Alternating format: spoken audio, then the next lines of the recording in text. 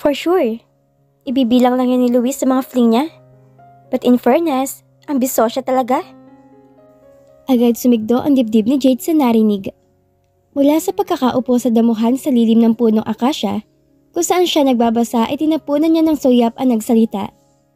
Nasa bench yun sa di kalayuan. Maganda ang babae nagsalita, morena, kulay brown ang buhok at mukhang mayaman. May kasamang dalawang babae ang nagsalita na sa tingin niya ay mga kaibigan nito. Masyadong cheap, hindi sila bagay. Sabi niyang isang dalawang kasama ng babae na kulay mais ang buhok. Siguradong pera lang habol niyan kay Luis. Gold digger? Ang morenang babae uli, saka matalim na sinolyapan si Jade. Nag-init ang mukha ni Jade. Hindi niya kilalang morenang babae at lalong wala siyang alam na dahilan para magalito sa kanya. Hello, beautiful! Si Luis ay nakalapit sa kanya nang hindi niya namamalayan. Otomatikong napangiti si Jade pagkakita sa binata. Kamusta? Tanong ni Luis, saka sinuyapan ang babaeng kanina pa nagpaparinig kay Jade. Kilala mo ba siya? I mean, yung mukhang Haponesa na morena? Walang anumang tumango si Luis. Cindy Lagman, my ex. Bakit? Kanina pa kasi nagpaparinig. At least, ngayon alam ko na kung bakit. Tumawa lang ng mahina ang binata. Huwag mo na lang siyang patulan. May pagka-brat talaga yan si Cindy. Wala naman akong balak na patulan siya. Saka alam ko naman, hindi lahat ng tao pwede ako magustuhan. Wrong! Bakit naman? Totoo naman yun, di ba?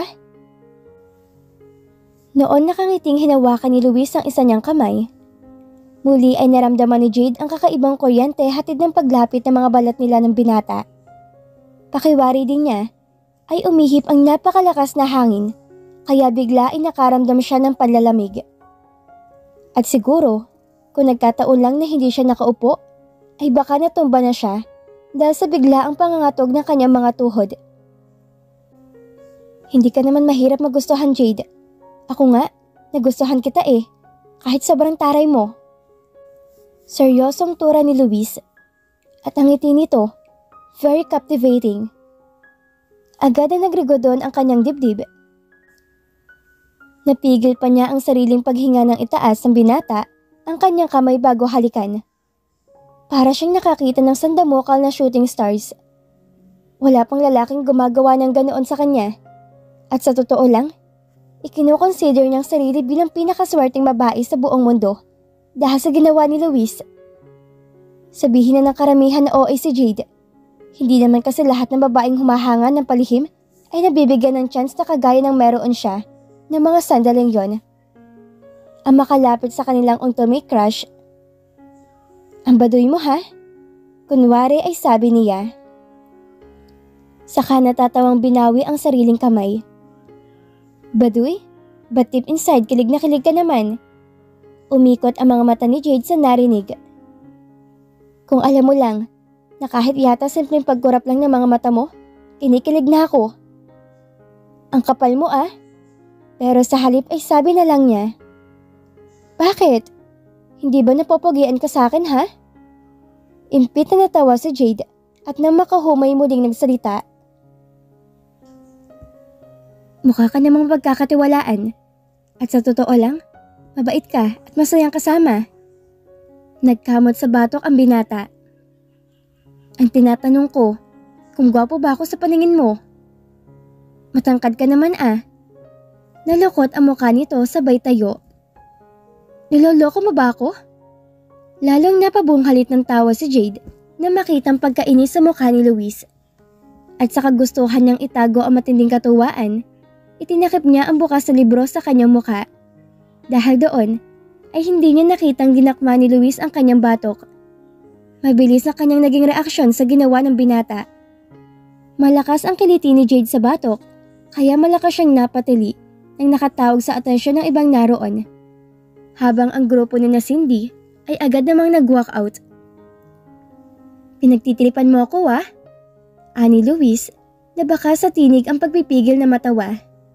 Tama na, aniya sa pagitan ng pagtawa at impit na tili. Habang panay ang palag, ay pilit niyang inaabot ang kamay ni Luis na nasa batok pa rin niya. Pero hindi niya nagawa dahil maagap na hinawakan ng binata ang kanyang mga kamay. Sabihin mo munang gwapo ako. Ayoko. Pagmamatigas ni Jade. Hindi na inalalang posibilidad na baka maihi siya sa tindi na kiliting nararamdaman. Ganun na? Pagkasabi niyon, ay mas pinagbuti pa ng binata ang pagkiliti sa kanya. Noon siya nagwala ng todo dahil alam niyang kapag hindi pa tumigil si Luis ay maiihi na siya. Pero iba ang nangyari dahil sa kanyang pagpupumiglas ay napahinga siya ng tuluyan sa damuhan at hindi sinasadyang tinamaan niyang pagitan ng mga hita ng binata. Natilihin siya na makitang pamimilipit ni Luis. Nataranta at hindi niya malaman ang gagawin sa binatang noon ay nakaupo na at nakasandal ang likod sa malaking punong akasya. Luis, sorry. Ikaw naman kasi. Malapit na ako maihi sa kakatawa. Ayaw mo pa akong tigilan. May paninising na isatinig niya. Alam niyang pinagsisikapan lang ni Luis na itago ang sakit na nararamdaman nito dahil nasa public place sila. Mabuti na lang at hapon na. Kaya hindi na ganun karami ang estudyante sa parting yon ng universidad. Please Luis, naiiyak na ako. Aniyang nangingilid ang mga luha, saka mahinang niyugyog ang balikat ng binata. Sukat sa sinabi niyang iyon ang otomatikong huminto sa mamilipit ang binata. Saka siya umusad na tinitigan. Mabilis na uminit ang ulo niya sa nakita. Umaarte ka lang pala?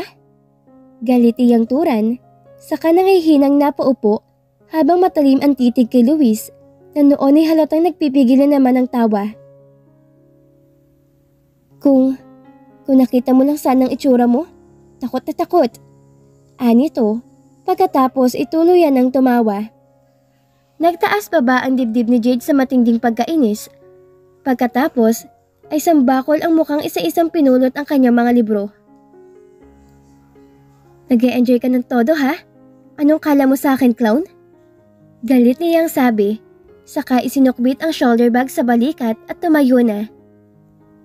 Noon naman tumigil sa pagtawa si Luis. Saka mabilis na hinawakan ng kanyang kamay at dahil hindi yun inaasahan ni Jade, ay nawalan siya ng balanse kaya bumagsak siya sa kandungan nito. Careful! Ang tanging nasabi ni Luis nang bumagsak sa kanyang kandungan si Jade. Natigilan pa siya. Nang sa halip ay bawang ay ang kaliwang dibdib ng dalaga ang kanyang nasalo. Nang makabawi, ay mabilis niyang inalis ang kamay roon. Sa sandaling oras, ay kay dali niyang nawala sa sarili. Hindi ang dibdib ni Jade ang unang dibdib na kanyang nahawakan. Sa katunayan, mas higit pa roon na kanyang nagagawa sa mga past girlfriend niya. Pero parang may kakaibang init siyang nararamdaman kanina. Mabilis niyang inalis sa isip ang bagay na yon at sa halip na hinarap ang dalaga. Pwede ba? Pakawalan mo ako? Ang mataray na tono ng pananalita ni Jade ang nagpabalik sa wisyo ni Luis. Ikaw naman, wala pa nga isang buwan mula na magkabati tayo. Tinatarayan mo na naman ako. Aniya, sa kanginitian ng dalaga. Inirapan siya nito. Paano naman kasi? Napakapilyo mo. Maluwang na napangiti si Luis. Pilit niyang binabaliwala ang mabangong hininga ni Jade na tumatama sa kanyang mukha. Ang natural na bango ng dalaga na humalo sa scent ng cologne nito na unti-unting tila nagpawala na naman sa katinoan ni Luis. So, nag-worry ka nga ba? Noon nagbaba ng tingin ng dalaga, saka ngumiti. Oo naman, tapos ikaw? Pinagtawanan mo lang ako? Hindi na sumagot si Luis. Sa halip ay nanatili lang siyang nakatitig sa maganda mukha ni Jade. Ang mga labi nito, tila nanunukso at nag-aanyaya para halikan niya. Pero bago pa man yun mangyari, ay minabuti niyang pawiin na kung ano mang bumabalot sa paligid nila ng dalaga. Kung ibang dalaga lang si Jade, baka kanina pa niya tong hinalikan. Pero iginagalang at iniingatan niya si Jade. Iba sa mga babaeng nagdaan sa kanyang buhay. Halika na. Mamaya ay yakag niya sa dalaga. Saan tayo pupunta? Basta? Ano bang okasyon? Hindi ko naman birthday Overwhelmed na tura ni Jade. Pagkagaling sa quadrangle ay niyakag na siya ni Luis na umuwi. Wala. Gusto ko lang maging masaya ka. Sige na, buksan mo na. Dapat nga kahapon pa yan. Kaso hindi naman tayo nagkita. Parang nakapanghihinayang namang sirain ang balot nito. Naiiyak na nilingon ni Jade ang binata pagkatapos buksan ng regalo. Luis, sobra-sobra naman yata to. Aniya, saka ipinaglipat-lipat ang tingin sa binata at sa kompletong hard copy set ng Harry Potter series. Alam niyang hindi biro ang presyo niyon, pero higit pa roon ang dahilan kung bakit siya naiiyak. Yun ay dahil hindi niya inaasahan naglalaan siya ng pera at panahon ni Luis para regaluhan ng isang bagay na alam nitong taga nagkapagpapasaya sa kanya. And the other book, yung pinag-awayan natin. Ng binata na natawa pa ng mahina. Saka siya makuhulugang sinuyapan. Napalitan ko na, kaya tama ng diet, okay? Baka magkasakit ka pa. Humaplos ang mainit na damdamin sa dibdib ni Jade sa sinabi ni Luis. Ang sarap isipin concern sa akin si Luis. Pero siguro, mas masarap sa pakiramdam kung alam kong gusto mo rin ako. Kasi ako, ang dali ko nahulog sa'yo. Hindi ko alam kung anong meron sa akin para pag-aksayahan mo ako ng pera at panahon. Garalgal ang tinig niyang turan, saka nilingon ang binatang nakaupo sa harap ng manibela. Don't cry. Sige ka, babawiin ko yan. Pabiro nitong sabi, kasabay ng pagkawala ng kanyang mga luha ay ang isang malakas sa tawa. Ikaw talaga? Puro ka kalokohan. But seriously, thank you so much. Hindi mo alam kung gaano mo ako napasaya. Naramdaman niya ang tensyon na unti-unting namumuo sa loob ng sasakyan, pero hinayaan lang niya. Sa kabila ng pagiging dragonesa mo, kapag galit ka, ay may pagkaiyakin ka rin pala. Pagkasabi niyon, ay ang nanggigigil nitong kinurot ang tungkoy ng kanyang ilong. Nahihiyang napahid siya ng mga luha. I wonder kung ganyan din ang maging reaction mo sakaling bigyan kita ng engagement ring. Pabirong muling tura ni Luis. Gulat ang nilingon ni Jade ang binatang. Noon isimula nang iminaniobra ang sasakyan. Matagal niya itong tinitigan. Tinatansya kung seryoso sa sinabi. Pagkatapos ay iwinaglita lang din niya sa isip ang idea. Ayaw niyang bigyan ng sarili ng kahit anong dahilan para umasa dahil baka sa huli ay masaktan lang siya. Langit at lupa sila ni Luis. Sapat na yon para isiping walang dapat na asahan si Jade sa kanila, maliban sa pagiging magkaibigan. Kailangan niyang yakapin ang katotohanan, lalo at sa susunod na semestre ay siguradong dadalang ng pagkikita nila ni Luis dahil magtuturo na to sa isang public school. Hindi pa man dumarating ang araw na yon, namimiss na kita, Aragog. Mula nung maban sila ni Luis sa library, ay ang binata na rin ang madalas na kasama ni Jade. Lalo na sa mga oras na nasa silid-aklatan sina Rhea at Pauline. At dahil nga nasa isang building lang, ay may ilang subjects na magkatabi ang classroom nila ng binata, ay madalas niya itong makita, maliban na lang kung pareho silang abala. Si Luis din ang madalas sa kasabay ni Jade sa pagkain ng lunch at merienda. Dahilan, kaya napagkakamalan sila magnobyo. Pero ang pinaka-favorite ni Jade ay ang mga pagkakataong tinuturan niya ang binata sa kanyang mga assignment. Hay, salamat. Akala ko hindi ako magpapakita sa akin ngayon. I really need your help. Bungad niya nang pumasok si Luis sa waiting room. Talaga? Hinihintay mo ako? Maluwang na pagkakangiti ng binata. Saka naupo sa bakanting silya sa kanyang tabi. Nakangiting inirapan ni Jade si Luis. Naiwan ko kasi sa bahay yung libro ko sa political science. Patulong naman dito sa assignment ko. Pakiusap niya. Noon kinuha ni Luis ang binder niya, saka binasa mga tanong na nakasulat. Okay lang ba? I-write mo na lang. Mabuti na lang medyo kabisado ko ang Bill of Rights. Tinanguan lang niya si Luis, saka iniabot dito ang kanyang ballpen. Ilang oras ang vacant period mo today?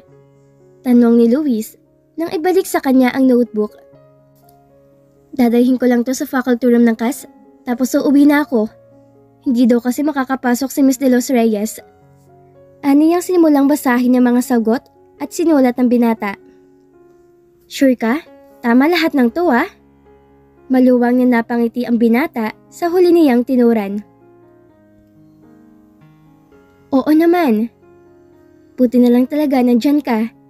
Sabagay, ano na lang ang silbi ng pagiging matalino mo kung hindi mo rin lang ako matutulungan, di ba? Pabiro niyang turan. Saka sinimulang i-write sa isang malinis sa yellow paper ang kanyang assignment. Parang sinabi mo rin sa lahat na pinaghihirapan ko para sa kinabukasan natin. Nang mag-angat ng ulo si Jade, ay nakita niyang nangungusap ang mga mata ni Luis habang nakatitig sa kanya. Hindi ah, ikaw talaga? Maloko ka mag-isip. Oz, yun naman tagang meaning nung sinabi mo eh. Ang mga mata ng binata ay pirmang nakatitig sa kanya. He? Ewan ko sa'yo. Kunwari pa eh, bakit namumula yung mukha mo? Anitong bahagya pang kinurot ang kanyang pisngi. O baka naman tinatago mo lang ang totoong nararamdaman mo ha? Tumigil ka nga. Ikaw, ang galing mo tagamang asara. Ani ang tawa pang pagkasabi niyon, saka mabilis na iniwas ang tingin sa binata. Kahit hindi niya magawang kontrolin ang mapabungis-ngis dahil sa ginagawang pagtitig nito. Huwag ka muna umuwi, sama ka sa akin. Hatid na lang kita pag uwi, sandali lang tayo. Maya-maya ay sabi ng binata. Saan tayo pupunta?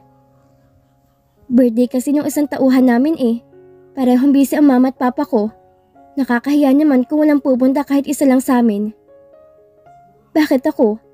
Mamaya malaman ng girlfriend mo awayin pa ako. Parang nawawala ka naman sa sarili mo, Jade. Obvious naman na wala siyang girlfriend ngayon. Wala akong girlfriend sa ngayon. Unless gusto mo mag-apply. Iba naman ang naging epekto kay Jade ng sinabi ng binata. At ramdam na ramdam niya ang pag-iinit ng kanyang mukha at panlalamig ng kanyang mga palad. Ako pa mag-a-apply? Hindi na no? Ani ang nakangiti, saka hinampas sa mahina ang braso ng binata. Nagkibit to ng balikat, pagkatapos ikinuhang nakasara na niyang pocketbook sa binuklat. Kung sabagay, wala naman taga yun sa personality mo. One of the million things that I really like about you. Nakangiti na si Jade nang muli magsalita, habang sa dibdib ay ang haplos ng kilig dala ng sinabi ni Luis.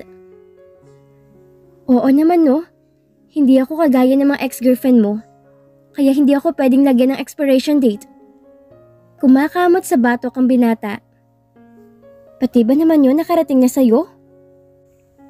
Wika nito sa isang tila nahihiyang tinig. Sunod-sunod siyang tumango. Kaya kung may pinaplano ka, ngayon palang kalimutan mo na. Biro pa niya. And who gave you that idea na may plano kong ganun sa'yo? Nakaramdam na matinding pagkapahiya si Jade, pero mabilis yung nawala nang hawakan ni Luis ang kanyang kamay at bahagyang pinisil. Wala akong planong lagyan ka ng expiration date dahil para sa akin, ikaw yung tipo na nakapang lifetime guarantee. Anito, saka siya nakangiting kinindatan. Parang nanigas ang dila ni Jade. Kaya wala siyang nakapang pwedeng isagot sa sinabi ni Luis. Hari ka talaga ng banat. But in fairness, napaka-perfect ng wink mo. Parang gusto ko na tagamahalin ka ng buong puso. Lifetime guarantee? Ano yon? Para akong appliances ha? O baka naman kung pagkain tuyo? Tumawa ng malakas si Luis. Tuyo talaga ha? Alam mo ba ang totoo? Na kahit wala ka sa paligid, your sweet scent still lingers? Tapos iko-compare mo sarili mo sa tuyo? Anitong tumawa ulit. But whatever it is, isa lang ibig sabihin nun. Tinitigan siya nito. Ito ay, parang gusto nang bumitiw ni Jade pero mabilis na hinawakan ni Luis ang baba niya. Gusto ko lagi kitang nakikita at nakakasama. Puno ng emosyon nitong sabi. Mas malakas pa yata sa kulog ang tibok ng puso ni Jade ng mga sandaling yon. Ang corny mo ha?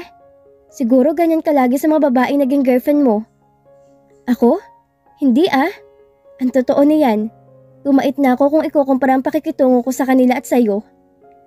Hindi kumbinsidong pabirong inirapan ni Jade ang binata, saka isinukbit ang shoulder bag niya at tumayo. Sige nga, sampulan mo nga ako ng mga banat mo sa kanila. Sunod-sunod na umiling si Luis nang pareho na silang nasa loob ng kotse nito. Hindi na, malaki ang respeto ko sa'yo. If you know what I mean. Anita umalisosyo pang ngumiti bago pinatakbo ang sasakyan. Mabilis na nag-init ang mukha ni Jade sa ginawa ng binata. Sa kagustuhang itago yon, ay ibinaling na lang niya ang tingin sa labas ng bintana. Nahati sa panibugho at tuwa ang kanyang nararamdaman. Panibugho, para sa mababaeng nakaranas kung paano magmahal si Luis. Yon ay kung totoong minahal nga ang mga to ng binata. Base na rin sa mga nababasa niya sa mga romance pocketbook, ang lahat ng prince ay nagbabago para sa mga princess nila. Tuwa naman dahil sa binata na rin mismo nagmula ang mataas na respeto nito sa kanya. Sa totoo lang, very impressive ang pagka down to earth mo. Yung pinaglaanan mo ng panahon ng ganoong okasyon, sobrang ganda ng pagpapalaki sa'yo ng parents mo. Hindi napigilan ni Luis ang mapangiti nang marinig ang sinabi ni Jade. Salamat. Ang tangi niyang nasabi. Bumaba ka muna. Alok sa kanya ni Jade. Naku, hindi na. Nakakahiya. Ngek, hindi naman to yung first time mo, diba? Noon napilitang bumaba si Luis. Naggulat pa silang pareho nang salubungan sila ng ama ng dalaga. Tay! Si Jade na agad yumakap sa ama. Oh, di kasama ka pala. Narinig niyang sabi ng ama ni Jade habang nakapako ang tingin sa kanya. Agad na nalagasan na matinding kaba ang dibdib ni Luis dahil sa seryosong pagkakatitig sa kanya ng Ginoo.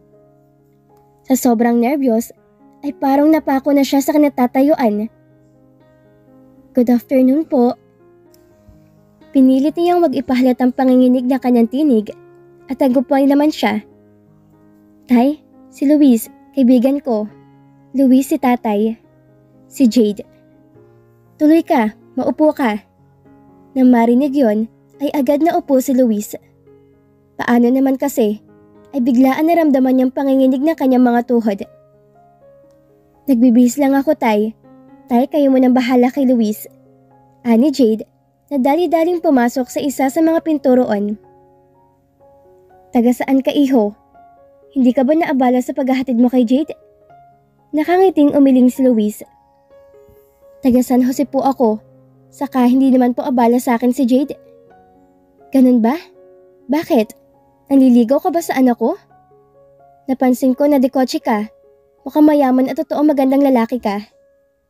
Seryoso ang boses ng Ginoo, kaya lalong minartilyo ng kaba ang dibdib ni Luis. Sunod-sunod ang ginawa niyang paglunok para kalmahin ang sarili. Magkaibigan lang po kami ni Jade. Sa tingin niya, ayon ang pinaka-safe na sagot. Lalaki rin ako, iho. Alam kong hindi ka mag-aaksaya ng panahon sa anak ko kung hindi siya espesyal sa'yo. Ang totoo, hindi lang basta espesyal si Jade kay Luis. Dahil kung may saitang mas higit pa doon, iyon ang natitiyak niyang nararamdaman niya para sa dalaga. Paano kung ayawan ng pamilya mo si Jade? Diretsahin mo ako dahil alam ko may gusto ka sa anak ko. Seryoso pa ring tura ng Ginoo. Hindi duwag na tao si Luis, pero ng mga sandaling yon, ay totoong hindi may papaliwanag ang anong mga adjective ang kanyang nararamdaman. Daig pa siguro niya ang nasa hot seat ng Who Wants to be a Millionaire. Isa lang po may papangako ko sa inyo, sir. Naiingatan ko si Jade, gaya ng pag-iingat niyo sa kanya. Nang umiti ang ama ni Jade, ay noon tila nabunutan ng tinig sa dibdib si Luis. Usap ang lalaki sa lalaki niyan, Luis. O ikaw, ang babalikan ko kung sakali. Makakaasa po kayo. Nakangiti niyang sagot. Ano sinabi sa'yo ni tatay? Ang tanong ni Jade nang ihatid siya sa labasan. Sandaling pinakatitigan ni Luis ang dalaga Simpleng walking shorts at cotton shirt lang ang suot nito ngayon. Pero totoong kaakit-akit pa rin to sa kanyang paningin. Secret syempre. Aniya, kaya napalabi ang dalaga. May bahagi ng puso niya ang nag-uudyok. Nayakapin niya mahigpit ang dalaga pero nagpigil siya. Nakapagtatakang nagagawa niyang pigilan ang sarili ngayon. Kaugaliang hindi niya nagawa sa mga babaeng nagdaan sa kanyang buhay. Pa-secret ka pa? Sige na, ingat ka sa pagmamaneho ha. Pagtataboy nito sa kanya, habang nangingislap ang mga mata dahil sa pagkakangiti. Thank you for a wonderful Friday, Jade. Pagkasabi niyon, ay maingat niyang hinaplos ang mahaba nitong buhok. Ngumiti lang to sa kanya. Mamimiss kita. Sana Monday na agad para makita na ulit kita. Nakita niyang namula ang mukha ng dalaga sa sinabi niyang yon. Bola? Sige na, bye!